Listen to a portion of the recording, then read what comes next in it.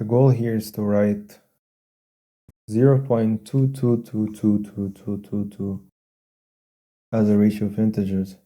Obviously, I have to stop here because if I do like I usually do and read out every single digit in whatever expression we have usually in the question, then we will not be able to finish this video in a finite amount of time, because this expression has an infinite amount of digits, infinite amount of twos, precisely. And nevertheless, it is a finite number. Very interesting. Let's try to write it as a ratio of integers. So a ratio of two numbers, or a fraction. So you could say a fraction. It's a very weird, unconventional way to refer to the word fraction. Know, this is something you can read, but I don't really like. You could think of it as a hint, what was written right before I removed it, and that is the geometric series. So give me a moment, I'll go and grab the geometric series formula. I'm back with the geometric series formula. And if you would like to make any progress with this number, we must write it as some sort of sum. And my question to you is, do you have any ideas? Maybe as a hint, I'll say that we would like to have infinitely many terms.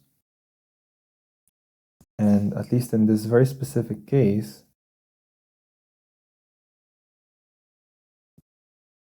so you're adding infinitely many things.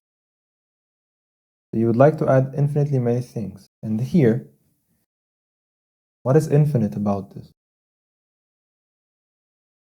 The question is, it's the digits.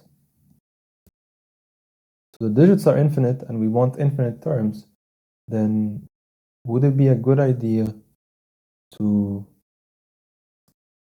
express each digit as a term? Try to pause the video and think about it. I will proceed and precisely state the decimal representation of this number. I mean, it is already stated in decimals, I understand. But what I would like to do here is, first off, notice that there's a 2 in every single one of these terms. Then perhaps I could take that out as a common factor. Then it gets a little bit easier.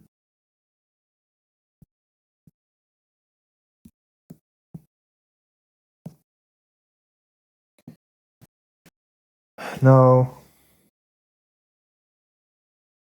I would like to have ones and ones and ones. As I said, I want to have a term for each digit. So let me write each digit on its own. This digit is 0.1. That one is 0.01. That one is 0.001. And effectively what we're doing here is that we're adding them. Now, how do we describe this phenomenon? This phenomenon of moving one step, well, not moving one step. I mean, yes, moving one step to the left. If you want to move one step to the left with the decimal, you divide by 10. That is known for sure. And so you would expect this, after isolating this factor of 2, you would expect to have 1 over 10 in some capacity. Maybe I'll raise it to the power of k. Then I think what we have is something that works, because 0.1 is 1 over 10, 0.01 is 1 over 100, and the third term is 1 over 1,000, which is 10 to the third. That is 10 to the second. 1 over 10 to the second, that is 1 over 10 to the first, which is just 1 over 10. And so it seems like we have a very good representation of this expression as an infinite series. Is now a good idea to stop and apply the theorem? Absolutely. Why wouldn't we do that? The only thing that would stop us is not possessing the multiplying factor. And that is a question for you. Do we have the multiplying factor here? Yes, that is going to be our 1 over 10. That is our multiplying factor. And since it is in absolute value less than 1, then we expect the series indeed, as shown here, to be a finite number and to not diverge to some infinity. And therefore I will replace this x with a 1 over 10. Now this gives me a 9 over 10 here, the denominator, which is 10 over 9 in the numerator. Now this 10 over 9 in the numerator is multiplied by 2, which gives 20 over 9. And perhaps now it's a good moment to stop and check that is indeed correct.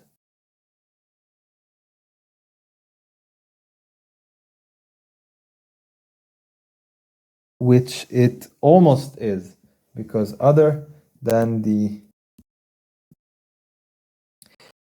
formula, we need to always make sure that the index is equal to 0. So that is very important. Now here the index is equal to 1, which means that we cannot apply the theorem just yet. I'm so glad I don't have to shoot this video once again. I have to say this. It's a classic. Anyway, so we are here. And this is a sum from k is equal to 1. We would like to have it as a sum from k is equal to 0, which I will do right now. So what I'm going to do right now, I will change the index and make it 0. But remember that we don't simply have this freedom, because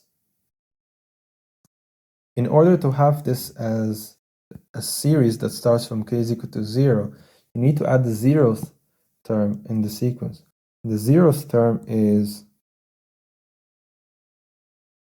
1 over 10 to the power of 0.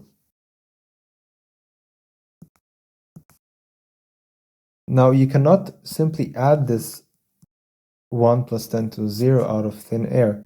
You have to subtract it as well.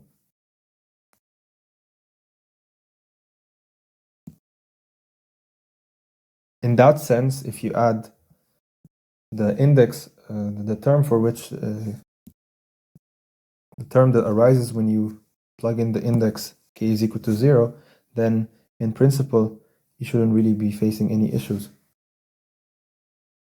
So let me reflect that now on our sum.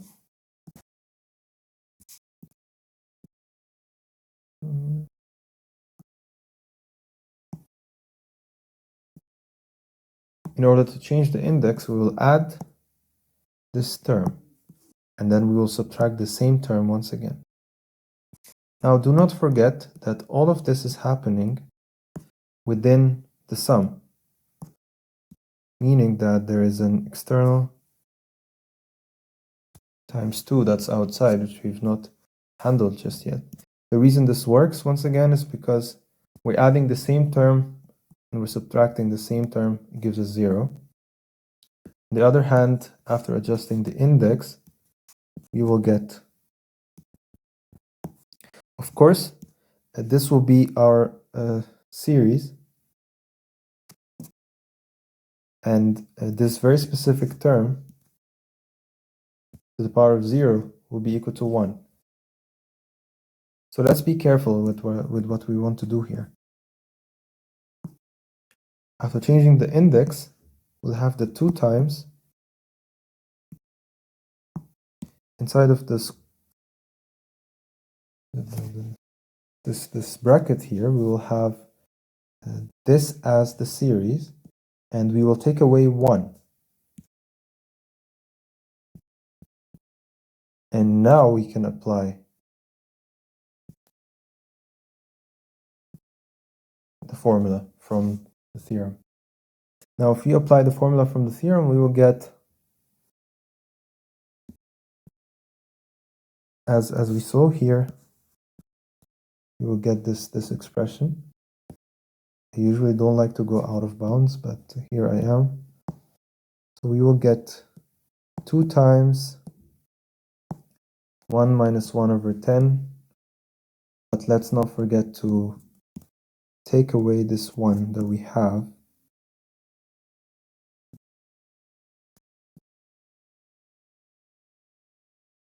One minus 1 over 10 is 9 over 10. In the denominator, it becomes 10 over 9 in the numerator. And 10 over 9 minus 1 is 1 over 9. And therefore, we can confidently write this as 2 times 1 over 9, which is 2/9. So that should be our answer. Now to reflect, it is extremely important to be careful with the index, because if you're not, as I was for a moment, you can get into trouble, and it could cost you lots of time and lots of effort, lots of storage for unused recordings. So don't do that. This is it.